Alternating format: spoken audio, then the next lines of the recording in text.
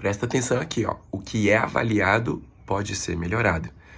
Hoje é dia 12 de outubro, feriado, muita gente está com tempo livre, muito estudante pode hoje aplicar uma avaliação, na verdade uma autoavaliação, para si mesmo, no sentido de avaliar para melhorar. E aqui nesse vídeo eu quero te passar 5 orientações para você fazer uma autoavaliação.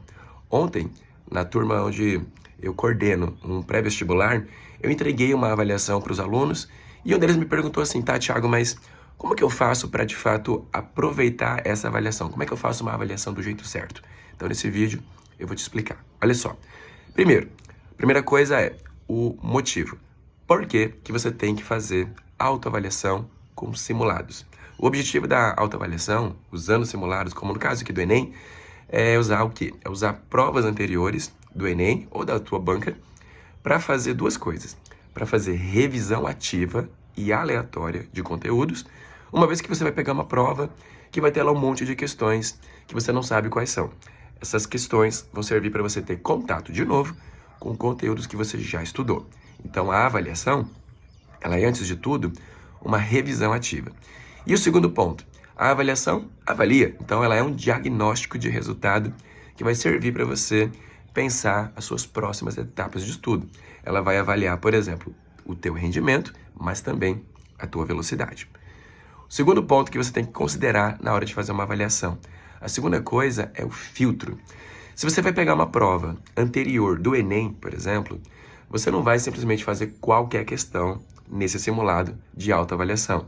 Você vai fazer estritamente aquelas questões que podem te avaliar e que servem para revisão. Ou seja, tu só vai fazer questões de conteúdos que você já andou estudando. Porque, por exemplo, se você faz uma questão num simulado sobre genética mendeliana, e se você ainda nem estudou esse assunto, ele nem te avalia e nem vai servir para revisão.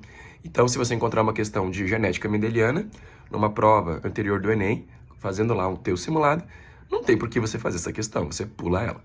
Tá? Então, a segunda coisa é o filtro.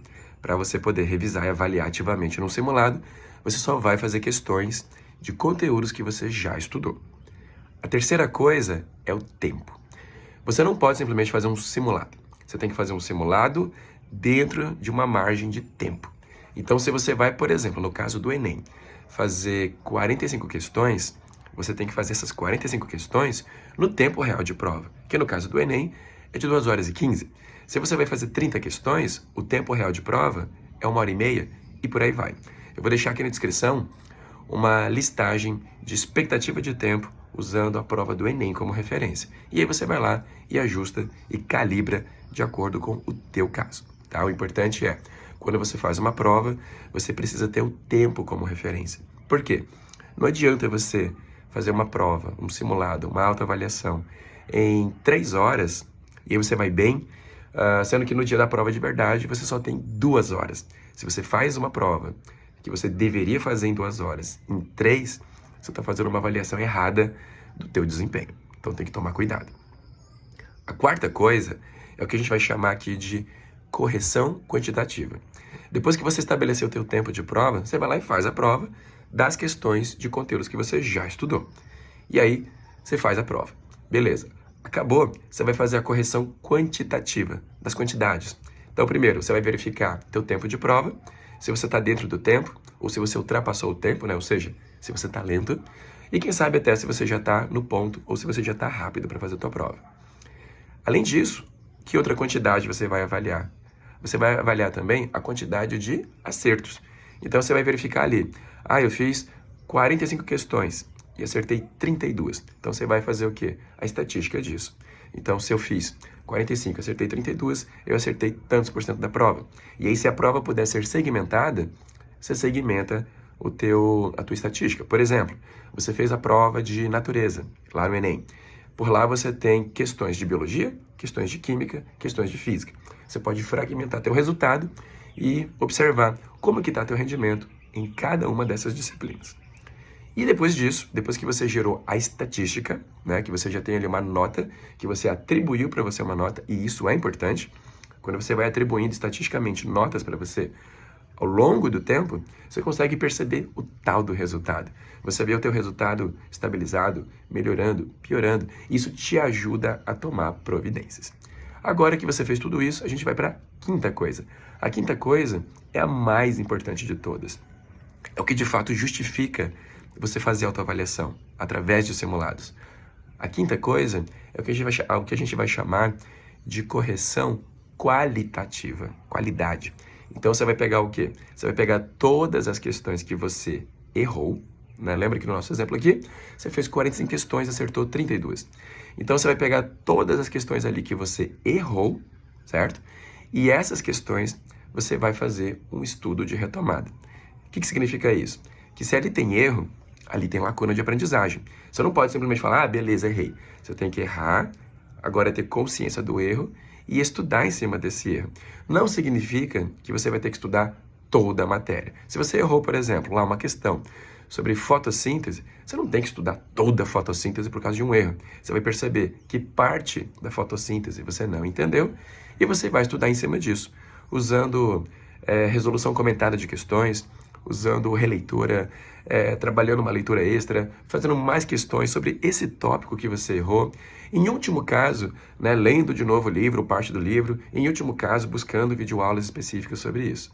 Né? O fato é, você localizou uma lacuna, você tem que resolver a lacuna. A grande coisa de fazer avaliação tem relação com aquilo que eu falei no começo. O que é avaliado pode ser melhorado. Então, se você avaliou que você não sabe alguma coisa de um conteúdo específico, você precisa melhorar. E aí, é daí que vem, então, a tua revisão. É daí que vem uma revisão ativa. É daí que vem a subida do teu rendimento. É assim que você melhora teu rendimento e teu aproveitamento em certos conteúdos. É quando você entende que está errando, localiza teu erro de forma consciente e trabalha de forma consciente e ativa para superar esse erro, tá bom? Então, é isso que você tem que fazer toda vez que você pegar uma prova para fazer autoavaliação de simulado.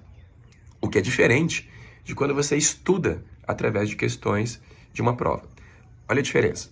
Se você pegar uma prova de Enem anterior e você falar, beleza, agora eu vou usar as questões dessa prova para estudar, aí tudo bem. Aí você pode gastar meia hora numa questão, porque o teu objetivo ali é estudar, é aprender o conteúdo. Mas em momentos como esse, né, que a gente está vivendo hoje, por exemplo, um feriado, vale a pena você fazer isso com essa pegada de autoavaliação, de simulado mesmo.